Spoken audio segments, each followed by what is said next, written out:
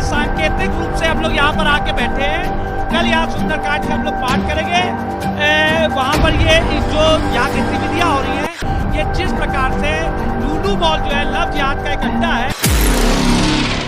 लेकिन वास्तविकता तो ये है दोस्तों कि चाहे पूर्व की सरकार रही हो और चाहे आज की सरकार रही हो, किसी ने भी मुस्लिम का भला नहीं किया। दोस्तों, अखिल भारतीय हिंदू महासभा के राष्ट्रीय अध्यक्ष शिशिर चतुर्वेदी से कोई जाकर पूछे कि यदि एशिया का सबसे बड़ा मॉल कहा जा रहा है, जो कि अभी सोमवार को खुला है लखनऊ में, उसका उद्घाटन सूबे के मुखिया यानी कि उत्तर प्रदेश के मुखिया योगी आदित्यनाथ के कड़कमलों द्वारा हुआ है, और यदि ये लव जिहाद का केंद्र है, तो ये इसके जो मालिक हैं यूसुफ अली, वो पैसा अरब देशों से, आतंकी देशों से फंडिंग करवाते हैं, और लुलु मॉल एक प्रोपोगेंडा यानी कि एक रणनीति के आधार पे खोला जा रहा है कि हर लुलु मॉल को जहां हिंदू आबादी जहां होगी वहां खोलने का प्लान है, और ऐसा ही किया जा रहा है।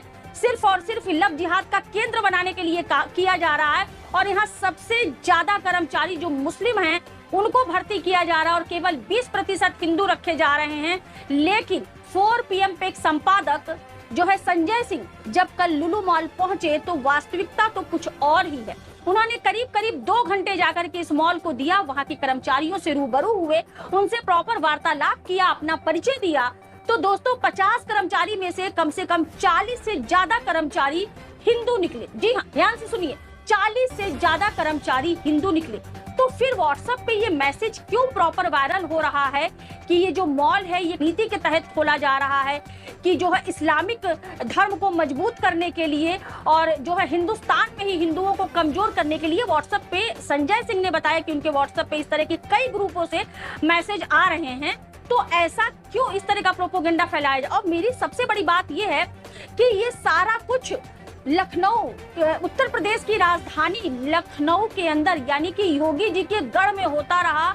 यहाँ के मुख्यमंत्री के नाक के नीचे, उनके प्रशासन के नाक के नीचे इतना बड़ा प्लान हो गया, और यूसुफ अली जो केरल के वासी हैं, बहुत बड़ा मतलब इंटरनेशनल लेवल के वो बिजनेसमैन हैं कि पीडिया खोल करके देखेंगे तो उनका प्लान अभी कानपुर में और अन्य कई जगह ऐसे मॉल खड़ा करने का जो है उनका प्लान है। लेकिन जो है ये हिंदू संगठन ये कुछ और ही आरोप लगा रहा है, और परसों से बराबर जब से बुधवार को कुछ 5-6 भाइयों ने बैठ करके वहां पे नमाज पढ़ लिया, उसी को मुद्दा बना करके राष्ट्रीय अध्यक्ष हैं शिशिर चतुर्वेदी जी ये बराबर वहां पे प्रदर्शन कर रहे हैं। और देखिए कि उन्होंने वहां प्रदर्शन करते समय सूबे के मुखिया योगी जी से क्या पूछ रहे हैं, क्या सवाल पूछ रहे हैं, पहले आप ये वीडियो देखिए। कि आज ये सांकेतिक रूप से हम लोग यहाँ पर आके बैठे हैं। कल यहाँ सुंदरकांड का हम लोग पाठ करेंगे।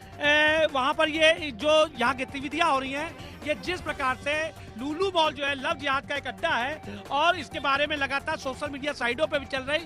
कल यहाँ पर ये सार्वजनिक रूप से ये सरकारी छूट पे जमीनें प्राप्त करते हैं, और यहाँ पर ये कल यहाँ नमाज पढ़ी गई।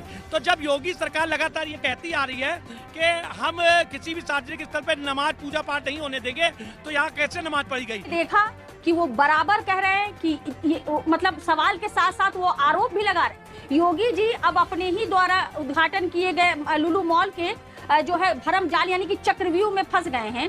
जो बुलडोजर यानी कि उपद्रवियों के ऊपर जो बुलडोजर चलाने की बात करते थे, अब उन्हीं के ऊपर प्रेशर हो रहा हिंदू संगठन के द्वारा कि वो लुलु मॉल पे बुलडोजर चलवाएं।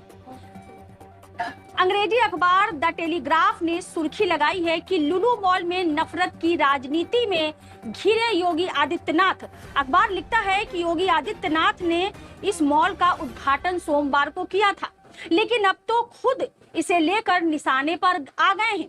उपद्रवियों पर बुलडोजर चलाने की बात करने वाले सीएम से अब हिंदूवादी संगठन लुलु मॉल पर ही बुलडोजर चलाने की मांग कर रहा है। संगठन लगातार अपने ही सीएम से, अपने ही समर्थक सीएम से नाराज चल रहा है। दरअसल ये महंत हो या हिंदू संगठन हो, ये दोस्तों बौखलाया किस लिए है? ये इसलिए बौखलाया है कि पहली बात तो लुलु मॉल के उद्घाटन में, क्योंकि पहले इनके संज्ञान में ये नहीं था कि लुलु मॉल का जो मालिक है उसका नाम यूसुफ अली है, तो पहले तो इनको कोई फर्क नहीं पड़ा। लेकिन जैसे ही वो नाम इनके संज्ञान में आया तो ये बौखला गए कि इस मॉल का उद्घाटन मतलब उनकी नजर में जो यूसुफ अली है वो कट्टर सोच रखने वाला आतंकी के देशों से फंडिंग होती है इस तरह का मॉल खोलने के लिए, इस तरह व्यापार फैलाने के लिए। तो इनकी बौखलाहट ये है कि उस उद्घाटन के मॉल में खुद योगी जी गए और उन्होंने उद्घाटन किया, और हमको जब वहां पे बुधवार को नमाज पढ़ी गई तो उन नमाजियों के प्रति कोई कार्रवाई क्यों नहीं कर रहे हैं, उल्टा हमको ही अंदर जाने से मना कर। क्यों भैया, तुम्हें अंदर क्यों जाने दे, ताकि तुम वहां जाकर के तोड़फोड़ करो, बवाल मचाओ, इसीलिए वहां पे पुलिस प्रशासन लगी हुई है। अब योगी जी अपने ही बुलडोजर के चक्रव्यूह में फंसते नजर आ रहे हैं।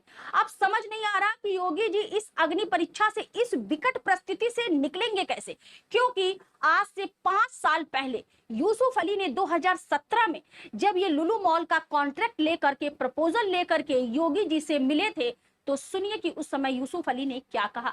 अपने ही एक भाषण में यूसुफ अली बता रहे हैं कि योगी जी ने उस समय उनसे क्या कहा था। पहले आप ये वीडियो देखिए। August 2017, I met the Honorable Chief Minister and seek his valuable blessings. After seeing our proposal, Honorable Chief Minister told me that आप काम शुरू कर दीजिए, आपको कोई दिक्कत न तकलीफ नहीं होएगा।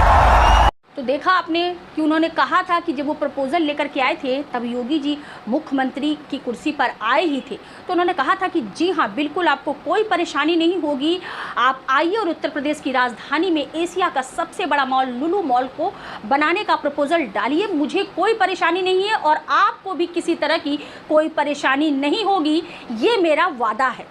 अब योगी जी के लिए ये धर्म संकट आके खड़ा हुआ है कि एक तरफ हिंदू संगठन इसका विरोध कर रहा है, इस पर बुलडोजर चलाने की मांग कर रहा है, और दूसरी तरफ यूसुफ अली को दिया वादा आज से 5 साल पहले, और अब तो एशिया का सबसे बड़ा मॉल जैसा कि सब लोग कह रहे हैं बन के खड़ा हो गया, और तो और उसका उद्घाटन भी सूबे के मुखिया योगी आदित्यनाथ के कड़कमलों द्वारा ही हुआ।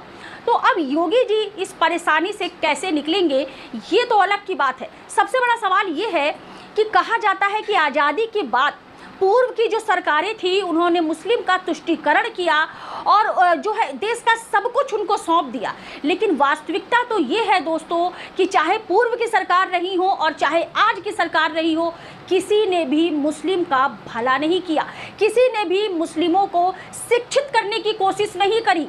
एक हिंदुस्तान का एक बड़ा वर्ग कभी ये नहीं चाहता है कि मुस्लिम शिक्षित हो, चाहे पूर्व की सरकारें हो या आज की सरकारें हो, सभी ने मुस्लिम वर्ग का शोषण किया है। जी हाँ बिल्कुल किया है, नहीं तो क्या केवल हिंदुस्तान में मुस्लिम की आबादी 20 से 25% है, और कितने शिक्षित हैं, कितने शिक्षा को लेकर के जागरूक हैं। यदि मुस्लिम शिक्षित हो जाएंगे तो वो अपने 21वीं सदी की विचारधारा की ओर अग्रसर होंगे, वो धर्म की चीज़ों पे ध्यान नहीं देंगे।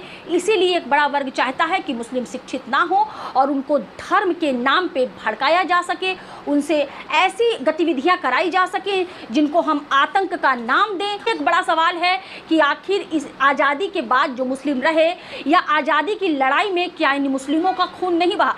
तो जिनका यहाँ फैसला था कि वो पाकिस्तान ना जाकर के हिंदुस्तान में ही रहेंगे, तो क्या ये हिंदुस्तान उनका नहीं है? क्या उनको शिक्षित होने का, आगे बढ़ने का, इस देश में रहने का अधिकार नहीं है? बड़ा सवाल। दोस्तों इस वीडियो पर आपका अपना क्या कमेंट है मुझे कमेंट बॉक्स में जरूर बताएं।